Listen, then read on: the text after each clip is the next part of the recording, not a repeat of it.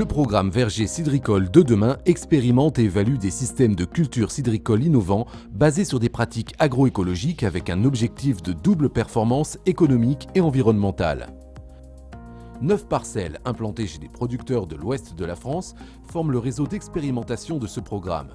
Sur chaque parcelle sont comparés 2 systèmes de culture d'environ 1 hectare, la modalité éco, qui consiste en un système bas intrant, et la modalité prod, un système témoin où le producteur réalise les mêmes pratiques que sur le reste de son exploitation. Le dispositif est commun dans les 2 systèmes, même variété et même porte-greffe.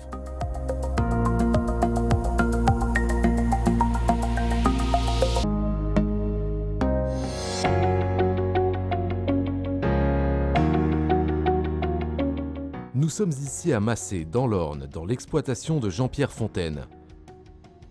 130 hectares de SAU, dont 70 hectares de pommes à cidre, à jus et à compote, qui représentent au total 25 variétés. La parcelle verger cidricole de demain présente néanmoins un contexte pédoclimatique particulier.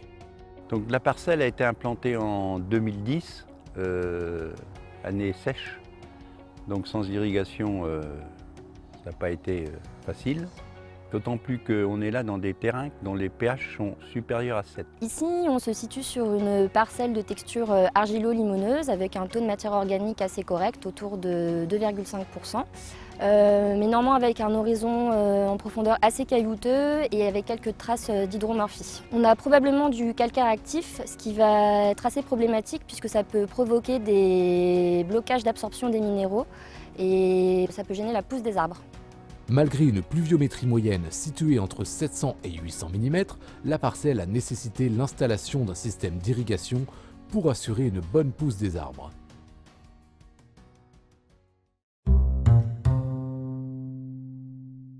Alors concernant les alternatives au désherbage chimique, sur cette parcelle, historiquement, il y avait une pression mulot, donc le producteur n'a pas souhaité planter sur bâche. En troisième feuille, quand on a donc décidé de supprimer le désherbage chimique dans Eco, on est donc passé probablement un peu tôt à l'enherbement total, qui était donc soit désherbé mécaniquement ou soit tondu. L'herbe était trop concurrentielle sur le rang, donc le verger ne décollait pas, la pousse n'était pas suffisante, les rendements n'étaient pas au rendez-vous.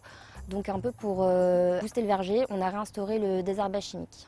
Cette parcelle a été plantée avant que le projet démarre, on ne savait pas trop que mettre dans l'interrang. Donc on a travaillé le sol pendant 2 ans avant d'implanter dans la partie éco une jachère fleurie et dans la partie prod un gazon normal.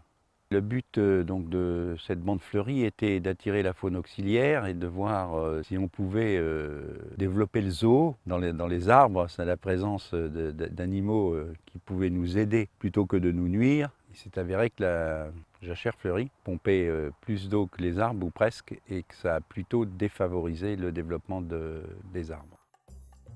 On l'a tondu une seule fois pendant l'année et ça ne nous a posé aucun problème au moment de la récolte.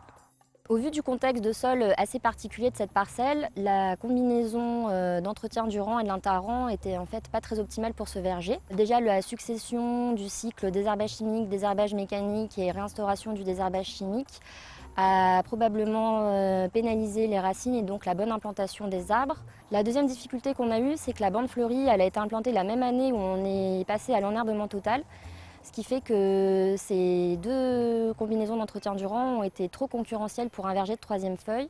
On a réussi tout de même à réduire les IFT total herbicides sur 6 ans de 60%.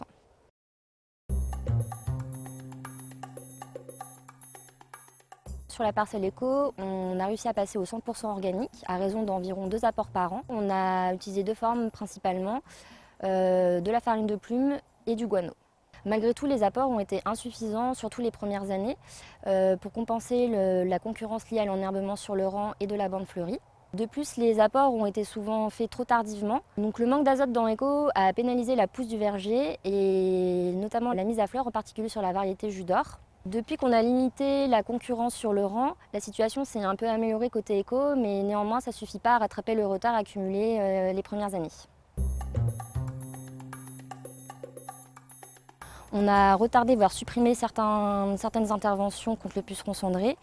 Et faute de pression contre l'anthonomes, on a totalement supprimé les insecticides précoces qui pouvaient aussi avoir un impact sur les premières fondatrices de pucerons cendrés. Toutes ces stratégies nous ont permis de réduire les IFT insecticides hors biocontrôle de 56% en moyenne entre la 4e et la 6e feuille.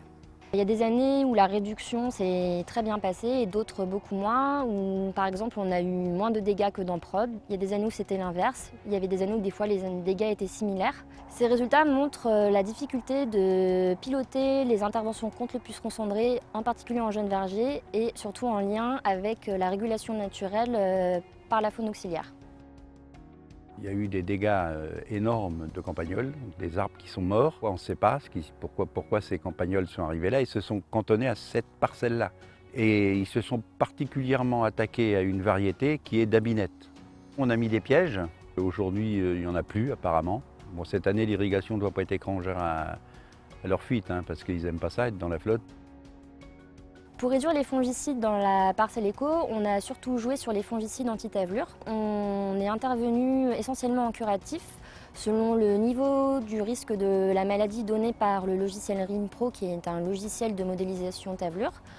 On est aussi intervenu selon la sensibilité variétale et le niveau d'inoculum de la maladie de l'année précédente.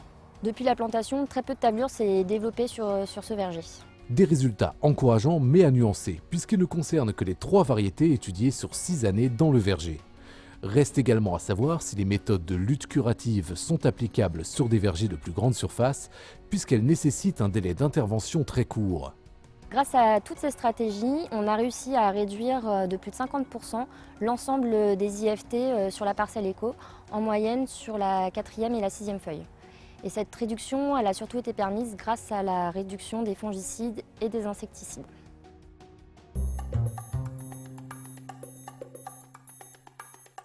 Il aurait fallu attendre que l'irrigation soit mise pour faire des comparaisons. Mais sur la production, c'est pas ça. Sur le reste de la parcelle, c'est pas terrible non plus. On ne pouvait pas savoir avant ce qu'allait se passer et que le manque d'eau allait pénaliser autant cette parcelle.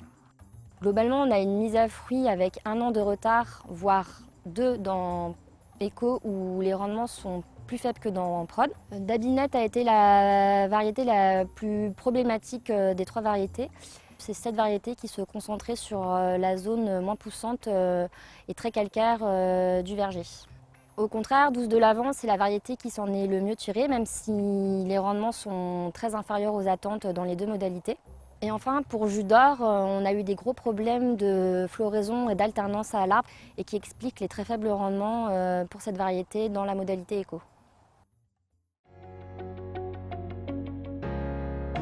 Ce qui m'a incité à rentrer dans ce projet, c'est que je voulais voir jusqu'où on pouvait aller dans la maîtrise et la diminution des intrants. L'intérêt donc a été de rencontrer beaucoup de gens dans cette parcelle, aussi bien des techniciens qui venaient faire des comptages, des lycéens et des producteurs. Ce que l'on a pu constater aussi, c'est un développement de la faune auxiliaire assez exceptionnel. Enfin, c'est un véritable zoo qui s'est développé dans cette partie éco.